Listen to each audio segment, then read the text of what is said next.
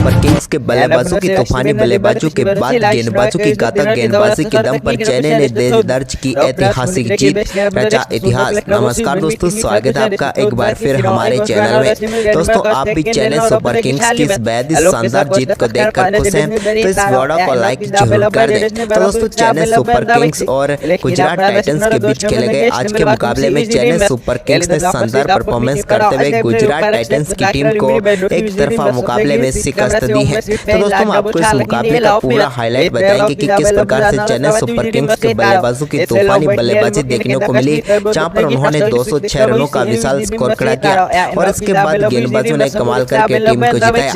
तो हम आज जानेंगे हाईलाइट, लेकिन उससे पहले दोस्तों, आप भी इस चैनल पर नए हैं तो चैनल को सब्सक्राइब करके बेल आइकन दबा लें और साथ ही साथ ये मुकाबला देखकर आप भी खुश हैं तो इस वीडियो को लाइक जरूर कर दें। तो चलिए दोस्तों, जानते हैं पूरा हाईलाइट। तो दोस्तों, आज के इस मुकाबले में सिक्का उछाला ऋतुराज गायकवाड़ ने और गिराज शुभमन गिल के पक्ष में।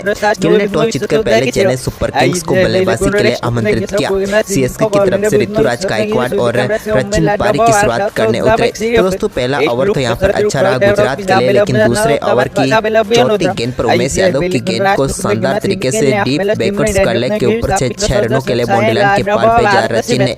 इसके बाद इसी ओवर की 5वीं गेंद पर भी उन्होंने कवर पॉइंट की तरफ एक और शानदार चौका जड़ दिया। तो वहीं पर इसके बाद तीसरा ओवर डालने आए अजमतुल्ला के ओवर की चौथी गेंद पर रचिन रविंद्र ने एक और शानदार चौका मिड विकेट की तरफ जड़ दिया। तो इसके बाद इसकी अगली ही गेंद पर उन्होंने गेंद को एक बार फिर से बाउंड्री लाइन के पार भेजा, एक स्ट्रेट शॉट खेलते हुए चौके के लिए बाउंड्री लाइन की तरफ। इसके बाद चौथा ओवर डालने आए उमेश यादव की पहली गेंद पर एक और शानदार छक्का रचिन रविंद्र ने लॉन्ग ऑन के ऊपर से रखा, जहां पर उन्होंने गेंद को 79 मीटर दूर स्टैंड में डिपॉजिट कर दिया। तो इसकी अगली ही गेंद पर उनके बल्ले से एक और बेहतरीन चौका देखने को मिला।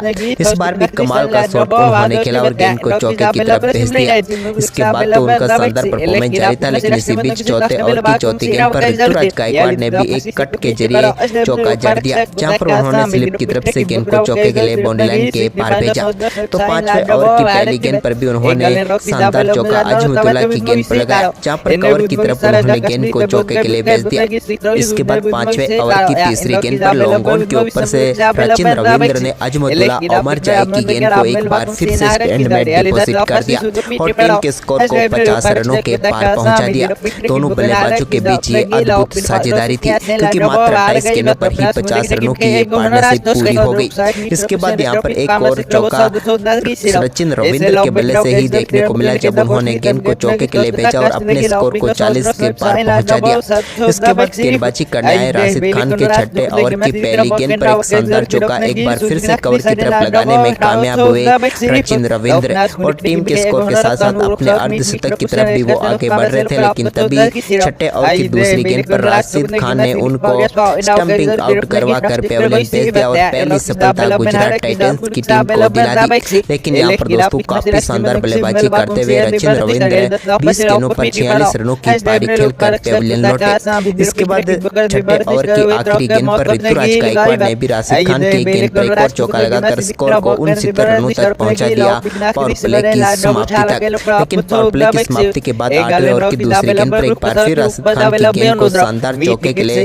भेज दिया बाउंड्री ड्रॉप की तरफ ऋतुराज गायकवाड़ ने। तो इसके बाद अजिंक्य रहाणे और दोनों बल्लेबाजों ने मिलकर कमाल की रनिंग बिटवीन द विकेट दिखाई, जहां पर दोनों ने 4 रन एक गेंद पर दौड़कर पूरे कर लिए और टीम के लिए शानदार तरीके से स्कोर को आगे बढ़ाया। इसके बाद 10वें ओवर डालने आए स्पेंसर जॉनसन की गेंदबाजी में भी ऋतुराज गायकवाड़ ने अपना दम दिखाया और उनकी पहली गेंद को डीप मिड विकेट के ऊपर से छक्के के लिए स्टैंड में डिपॉजिट कर दिया। तो वहीं पर दोस्तों, ओवर की आखिरी गेंद पर भी उनके बल्ले से एक और शानदार चौका देखने को मिला। इस बार उन्होंने लॉन्ग ऑफ की तरफ गेंद को चौके के लिए बाउंड्री लाइन के पार भेजा।